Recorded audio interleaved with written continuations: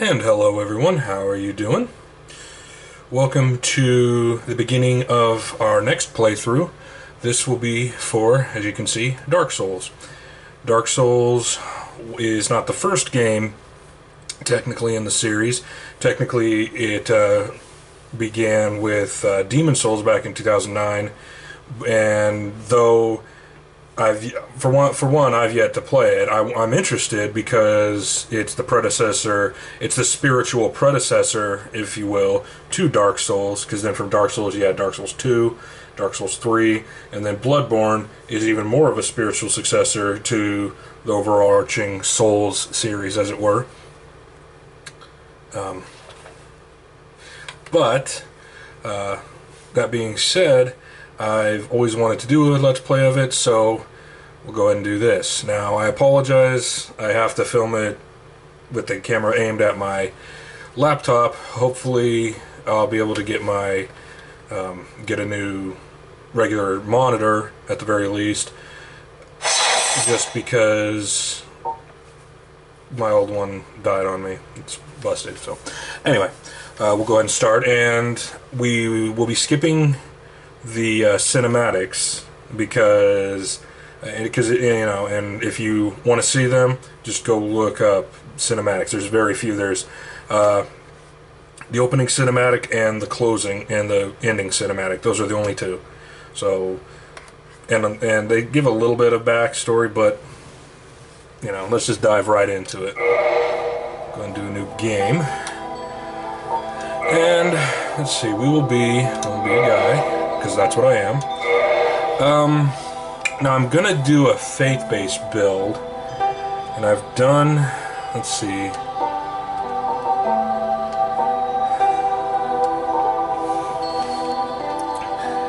this build is gonna be high on dexterity and faith, so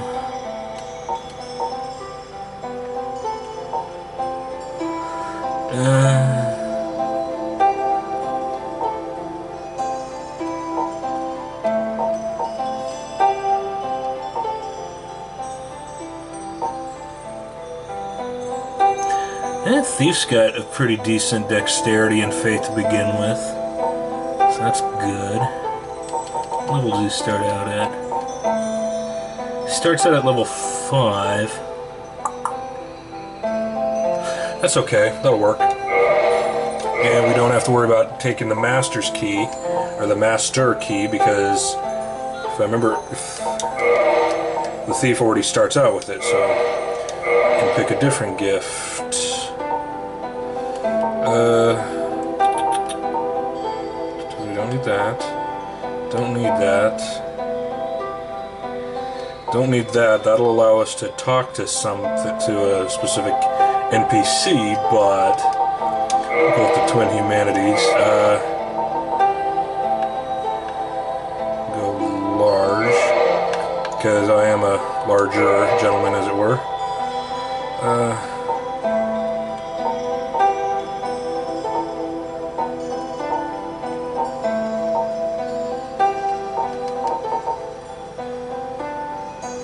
Technically, since I'm going to be a cleric, let's go with the Thorolin cleric face. Let's see. Actually, let's I'll put the hair as silver just so we can see what it looks like better.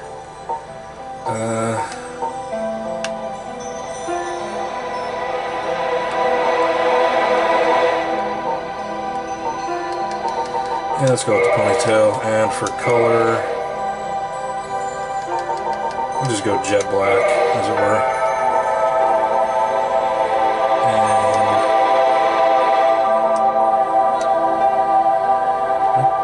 Ah, that's right, I couldn't figure out why it wouldn't let me enter a name. Let's see. We'll just go with...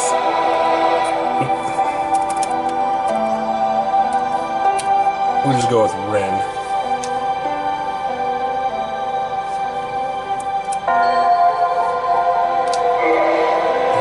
Let's go with the cane. In the age of...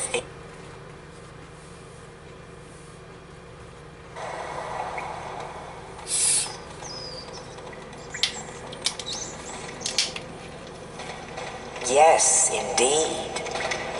The dark sign brands the undead.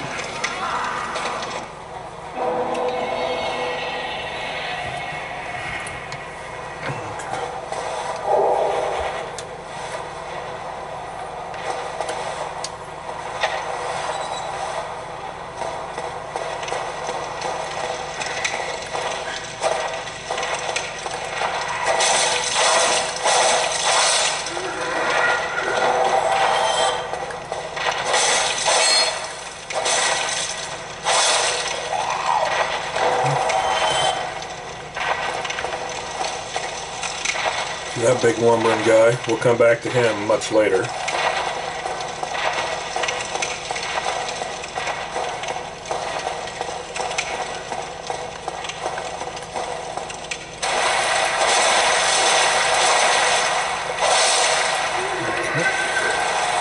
And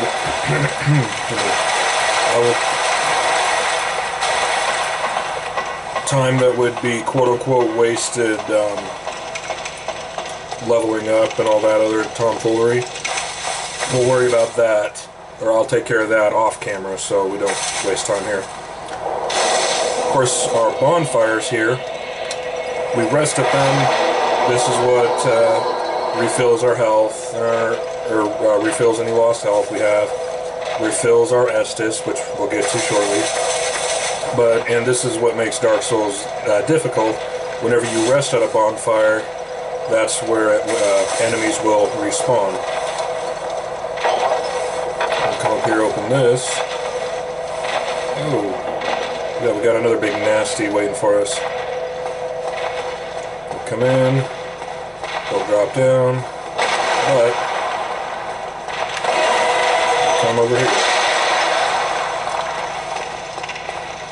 And he can't get to us. Yeah. Bonfire.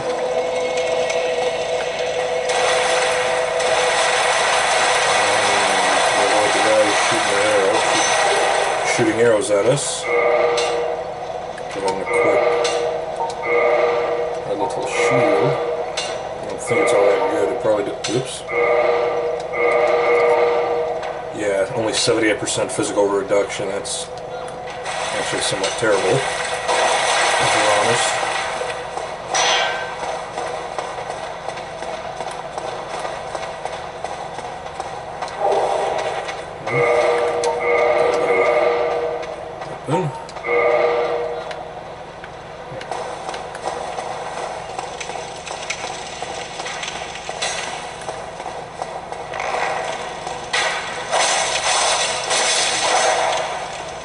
Generally, with most enemies, what you want to do is have your shield up and not worm your way, but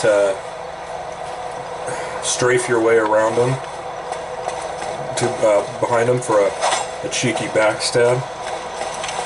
I can come down. Actually, we want to come up here first to trigger. Cheeky guy up there kicking that down to try to knock us, to try to bowl us over. Open this up, which would have been on, which we could not have opened if we tried from the other side. Come in here. This guy will give us our Estus flasks. Oh, you're no harm. Thank goodness. I'm done for, I'm afraid. I'll die soon, then lose my sanity. I wish to ask something of you. You and I are both undead. Hear me out, will you? Sure. Regrettably, I have failed in my mission, but perhaps you can keep the torch lit. There is an old saying in my family: thou who art undead art chosen, and thine exodus from the undead asylum maketh pilgrimage to the land of ancient lords. When thou ringest the bell of awakening, the fate of the undead thou shalt know. Well, now you know. And I can die with hope in my heart. Oh, one more thing. Here, take this. An Estus flask. An undead favorite. Oh, and this. Now I must bid farewell. I would hate to harm you after death. So go now, and thank you. Now, the Estus flasks, those are our potions, as it were. Those will heal you, keep you healed. Oh, the guy died.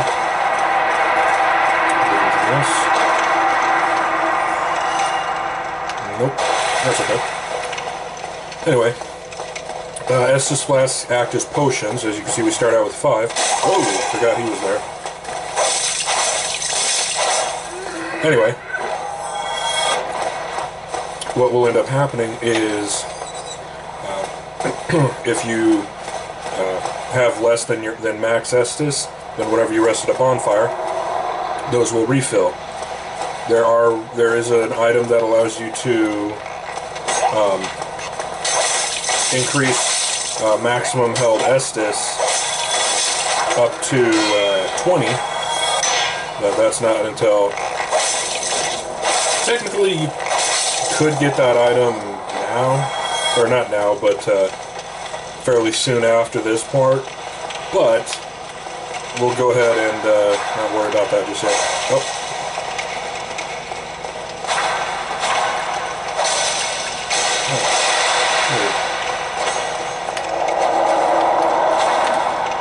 Oh, good.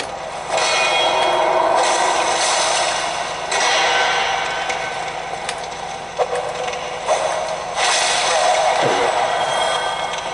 Now this door is locked, obviously. The key for that particular door doesn't become available until just a bit later. You want to pay attention here, because when you traverse the white light, you'll notice that guy's down there again. Now, if you wait too long, he will jump up and knock you down. So you just do a diving attack there. Stay behind him. Avoid his little slam attack, because he can very easily, if you're not paying attention,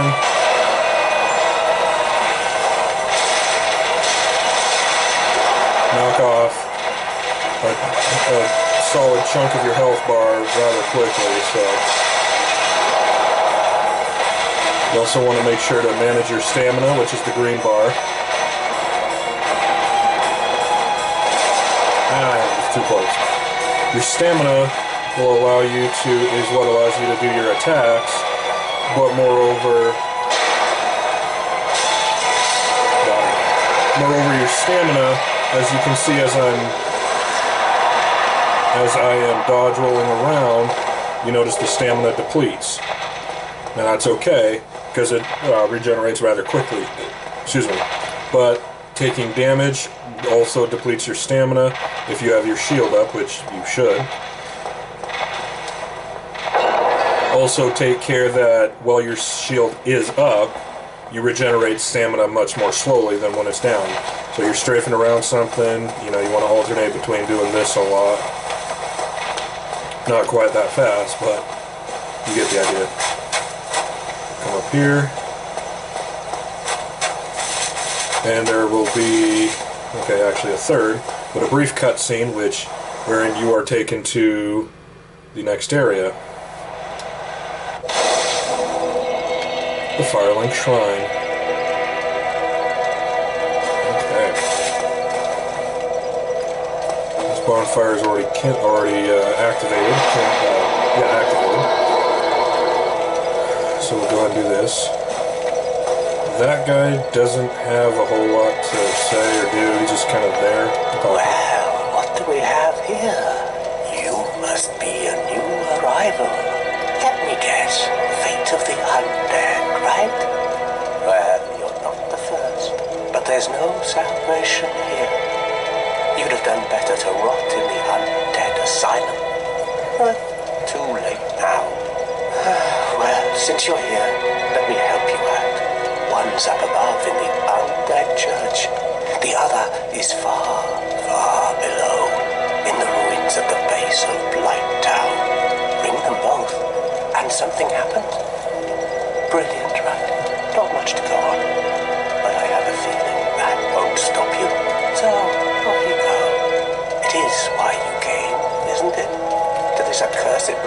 the undead.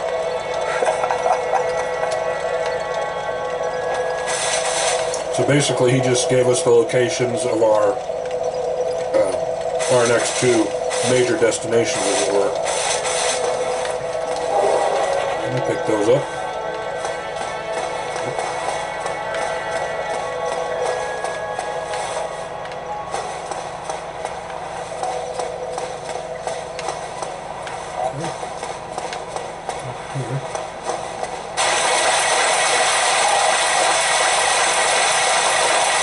Chest is already open.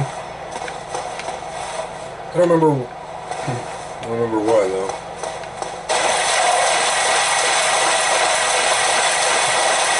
This area down there you can go to now,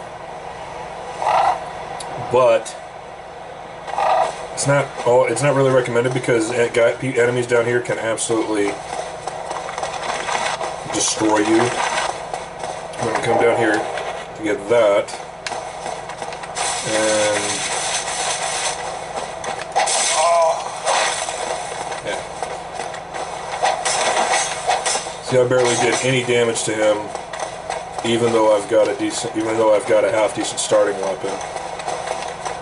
That area, do not go there right away.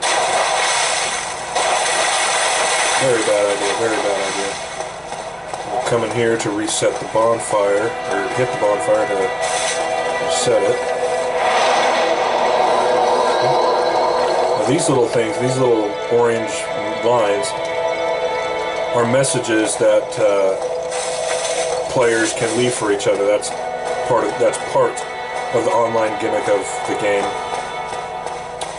I want to find. I don't think they're up there yet. Oh, he is up here. Okay. This guy will start us on. Since we're a thief, since we chose the thief class, we're not technically a faith-based build, but we can become one. The only reason I chose the thief is because it has the highest starting dex and faith. You know, when you look at, for this build we want high dex and high faith, and the thief has the highest beginning stats of both of those in the same. So. I chose that. But again, we'll talk to this guy to get started. I believe I am Petrus of Firelink. If not... Hello there. I realize, but I also want you to hear. No. Okay. Oh, I have to. So would that... Yes, I would like to learn some miracles. Those are the spells, if you will, of faith-based builds. Very well. Yes. We'll join his guild, covenant, whatever you want to call it. But we join it that way. He'll teach us everything. He'll teach us the miracles, but we want to. There will be a different one that we will eventually.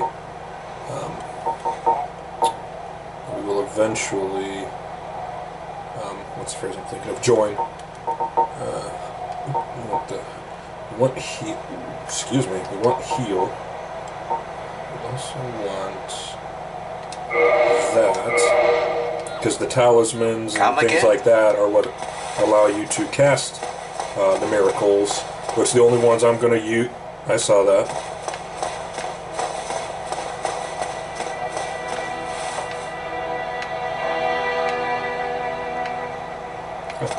Anyway, what I thought I saw was the phantom of another player running by.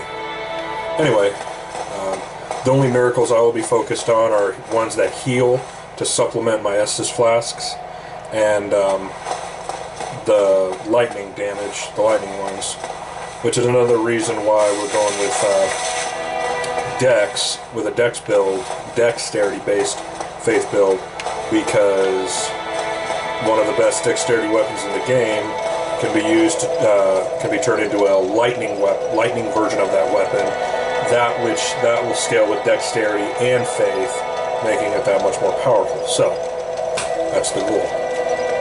Anyway, yeah, that's a pretty good starting video. Hopefully this intrigued you enough to stick around for the next one. If not, well, then I apologize. But hopefully those that watched this particular video will come back for the second one. In the meantime, please don't forget to like, share, and subscribe so you automatically get these videos, these Let's Play videos sent right to you when I publish them.